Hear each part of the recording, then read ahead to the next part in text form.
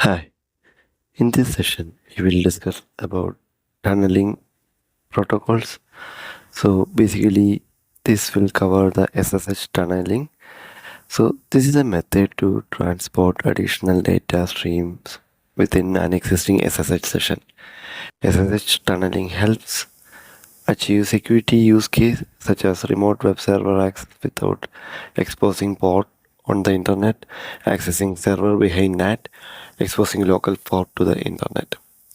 So before jumping into different configuration scenario, let's see what exactly a tunnel it is. So in most of my training sessions, I mention tunnel as a hard tunnel. What I mean by is that so consider a scenario. There's a main office and a branch office.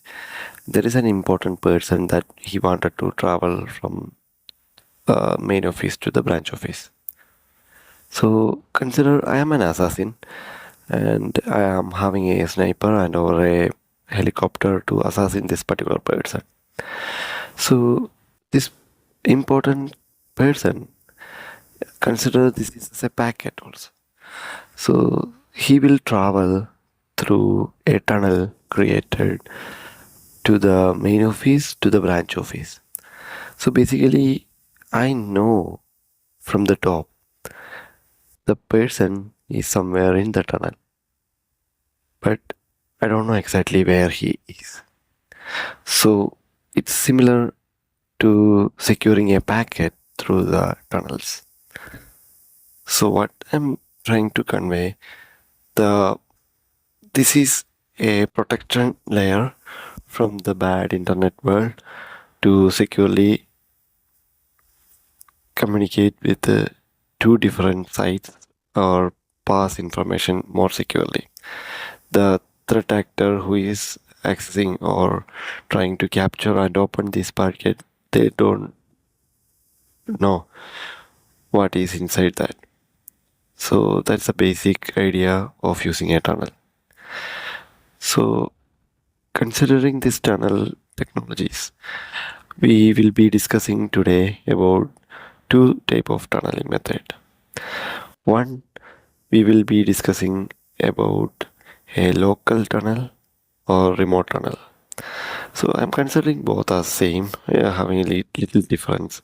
So in this particular scenario, what I will do, I will uh, connect to my MySQL instance in the Google Cloud environment, which is having an app engine connected, and this particular instance is not have a public IP, but the development person wanted to manage and perform activities on this particular instance. So without configuring additional environments or connections or secure protocols, it's very easy to use a SQL proxy device. So basically, in this scenario, instead of using a proxy tunnel, that's similar, but we will be using a in-between compute engine instant. You will say we can still use the proxy, but I am considering this as a scenario for this particular purpose. So let's jump into the configuration, and we will be connecting from local to the MySQL instance without having a public IP, like the my compute engine have a public IP. So I have enabled this instant and configured a Cloud SQL instance in MySQL which don't have a public IP to connect, and it's an internal IP address is only available there. So what we will do, I have already created a VPC tunnel, but the IP address is different, and it have a VPC pairing done, so my compute engine instance is able to access to the Cloud SQL instance. as this is VPC peering enabled. So if we check on this particular, this is for SSH public access, and I have also enabled SSH from the web access, so which will require to have a communication establishment to the running service from local. So I have filtered out the rules, so you can see these are the the 280 and 440 that is default. One is I created for web and another one is created for direct SSH access. You will say we can consider, instead of using a proxy device, we can use this for any other kind of scenario. Instead of a Cloud SQL instance, you can connect to different networks in a temporary method instead of having additional security or headache configurations. So yeah, I just shared what are the IP. That's a 10.10.10.0 network. And what we will do, I will show you the VPC configuration, and you can see the VPC here. And this particular VPC have that subnet that I mentioned, and it have routes how deployed in the Asia region. So let's see, I'm looking for Mumbai. So you can see it have routes for my Cloud SQL instance and the IP VPC IP is there. So VPC peering is helpful when having this scenario to securely communicate to the instance through your VPC network. So here I will try to connect to the SQL instance through the VPC network. It's asking password.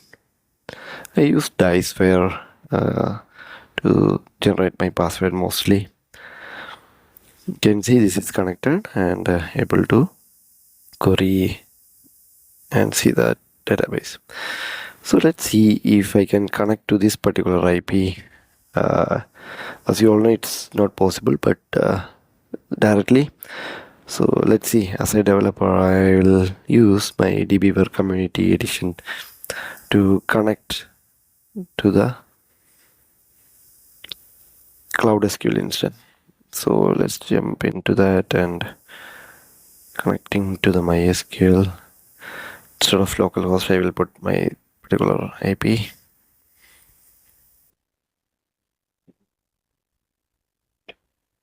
The password is the same. And running a test, it is taking more time. I'll stop it. So basically it's not working, as it's not a routable address, so it won't work. Now I'm going to do a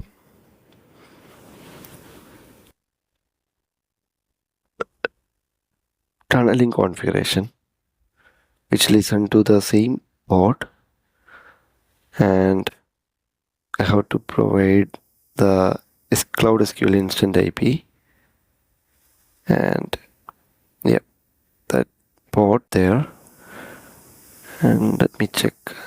For this particular scenario, I have enabled password based SSH access here. I recommend using a key based authentication with the password protected key. And let's see.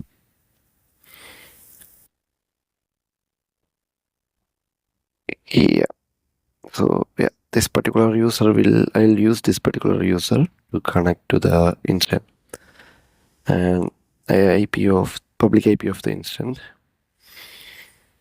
Password here. Yeah, I'm good, and the tunnel is created now. So but basically do it to establish a connection, and whatever we are connecting to this particular port listening, it will forward the traffic. Yeah, you can see this is connected. So the basic idea here is to communicate to the remote instance which is not publicly exposed. I can see and manage users and all from this UI. I'll exit it and let's try to connect again what exactly the result. Let's see what exactly happened. Yeah, it's fail, not able to connect. So that's an remote tunneling method.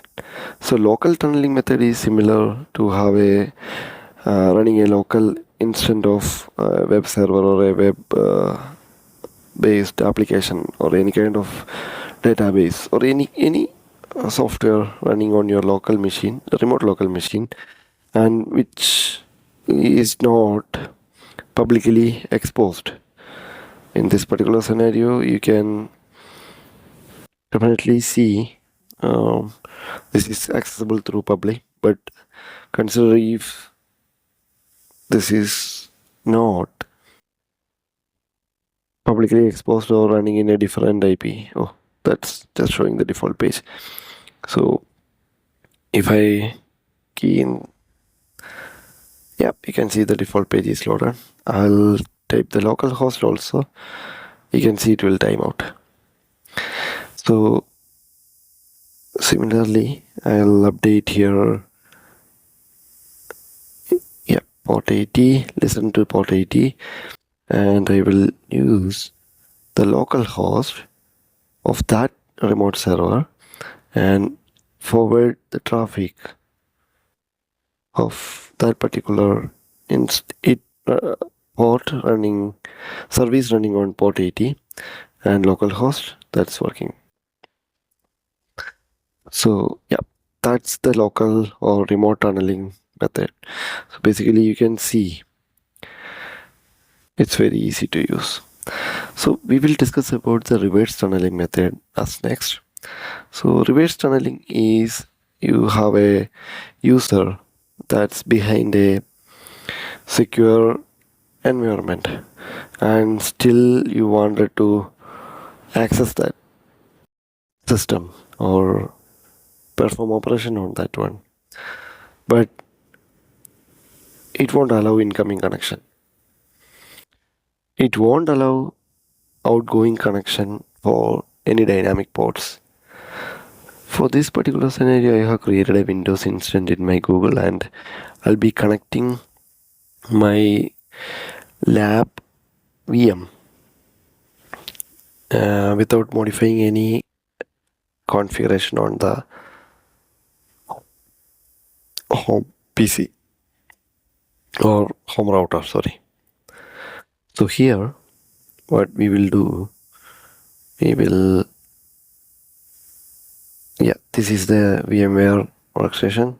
So this is very important step. We have to configure the gateway port and allow forwarding. That's a mandatory for reverse proxy. So that gateway ports that control whether remote forwarding ports are accessible to machines, and TCP forwarding controls whether TCP forwards is allowed at all. So you have to use the -R flag and just add the IP address of your workstation, VMware workstation, that's 40.128. That's an added to my LAN network. So, and the port, what exactly needed to be communicated. So if it's a different port that you wanted to open, you can also do that. And the user is same, and I have to use the gem host, the password here. For connecting my VMware workstation Windows machine. I'll use the Windows host in the cloud itself. This is demonstration purpose only, so you can use the logic however you want. And I'm logged in, and this is cloud environment, and even I'm not exposed my local PC. I can use the SSH tunnel, which will forward that particular traffic and to the tunnel we have created. Yeah, it's logging in. Yeah, this is working as expected. You can see that same window I have opened there is available now here.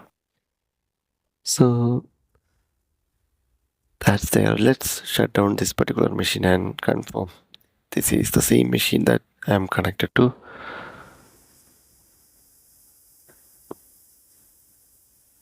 Yep, and closing the remote session itself. And if I go to the machine, you can see this is powering down. Yeah, that's done. So what basically we have done here, we have connected a remote system from my local machine. So that's why I mentioned two users here. So basically, just like -r, you can use multiple -l commands also for listening to multiple ports. Also, this is used for poor man's VPN, and dynamic forwarding is also available. So I hope this is very useful information for everyone, and be secure in the internet. Thank you for watching.